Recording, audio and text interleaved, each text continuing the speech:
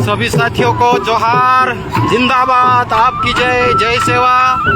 आज 13 सितंबर को आदिवासी अधिकार दिवस के उपलक्ष्य में 2 दिवसीय राष्ट्रीय सम्मेलन जो छत्तीसगढ़ की राजधानी रायपुर में आयोजित हो रहा है 12 और 13 तारीख को। कल 13 तारीख को यहाँ पर बहुत ही धूमधाम तरीके से उद्घाटन हुआ, उसके बाद में सेमिनार हुआ। सेमिनार के बाद में यह आदिवासी सांस्कृतिक एकता महारैली शुरू हो चुकी है।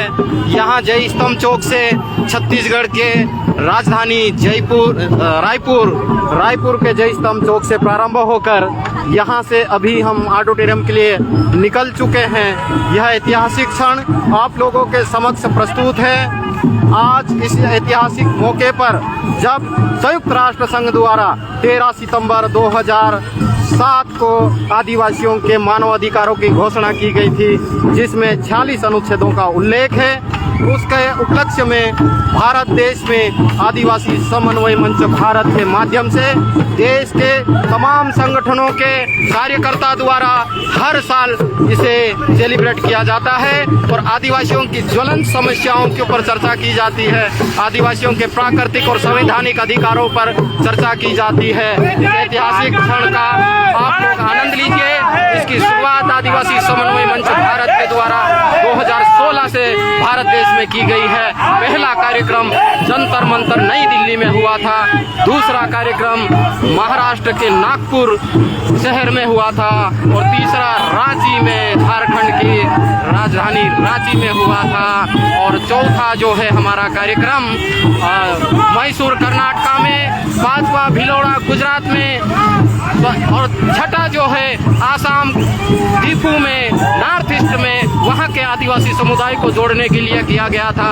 यह आदिवासियों को जोड़ने का एक माध्यम है, एक समन्वय का माध्यम है, जिसमें आदिवासी समाज के तमाम जन संगठनों के कार्यकर्ता जुड़कर देश की एक ताकत बुलंद आवाज खड़ी कर रहे हैं, क्योंकि हमारी आवाज को इस देश में तवज्जो नहीं दिया जा रहा है। इसलिए अब देश का आदिवासी धीरे धीरे करके इकट्ठा हो रहा है और छत्तीसगढ़ की राजधानी रायपुर में यह ऐतिहासिक आदिवासी सांस्कृतिक एकता महारैली प्रारंभ हो चुकी है और रायपुर के शहर के गली गली होते हुए Pandit Deendayal Upadhyay auditorium science college के पास जी रोड पहुंचेगी और वहां पर आदिवासी अधिकार दिवस के भव्य एवं ऐतिहासिक रूप से उद्घाटन होगा और पूरा सभा का आयोजन होगा। यह रैली देश भर के आदिवासियों के कार्यकर्ताओं के द्वारा, ये आप लोग देख रहे हैं, लंबी रैली छत्तीसगढ़ की राजधानी में आयोजित हो रही है। आदिवासी समन्वय मंच में के माध्यम से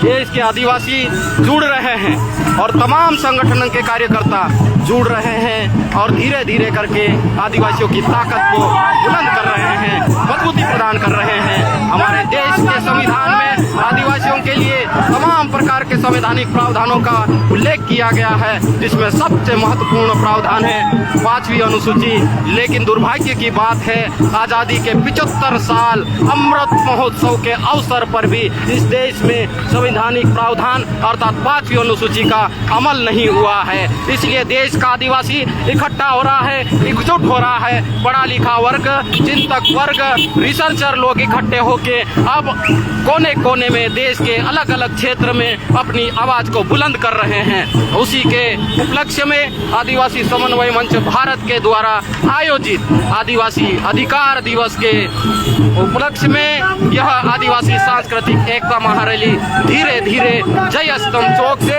जो मुख्य चौक है रायपुर का, वहां पर शहीदों को श्रद्धा सुमन अर्पित करते हुए, आदिवासी महापुरुषों को हमारी श्रद्धा अर्पित करते हुए यहाँ से निकल चुके हैं और रायपुर के सड़कों से ये आदिवासी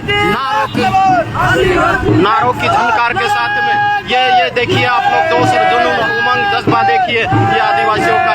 ये आसाम, ये जो दिख रहा है आसाम का बिहू नृत्य, ये ऐसे ही देश के अलग अलग कोने से ये रंग बिरंगे वस्त्र धारण करके आदिवासी वाद्य यंत्रों के साथ में ये देश के आदिवासी धीरे धीरे थिरकते हुए, नाचते गाते हुए, बांसुरी के साथ में ये आसाम की टीम हमारी आप लोग देख रहे हैं आप लोगों के समक्ष। ये हमारे मध्य प्रदेश के साथी और ऐसे ही तमाम साथी देश के तमाम राज्य के लोग यहाँ आज एकत्रित हुए हैं और यहाँ से अपनी आवाज़ को बुलंद कर रहे हैं, यहाँ से एक हुंकार भर रहे हैं। देश का आदिवासी जाग चुका है, ये संदेश लोगों को देते हुए धीरे धीरे आगे बढ़ रहे हैं।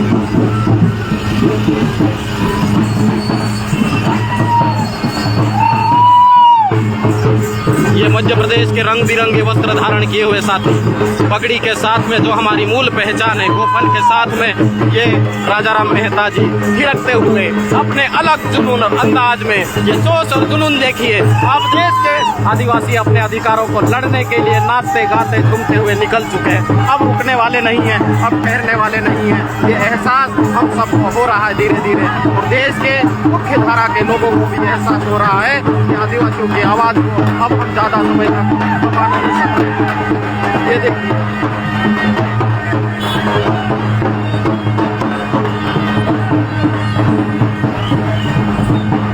ये हमारी महाराष्ट्र की माताएं बहनें फड़की के साथ में नृत्य करते हुए ये धीरे धीरे आगे बढ़ रही है। महाराष्ट्र की हमारी महिला साथी, महिला पुरुष यूथ सब लोग अपनी आवाज़ को बुलंद करते हुए, एकता को मजबूत करते हुए ये निकल चुके हैं अब इस आंदोलन को मजबूत करने वाले के लिए।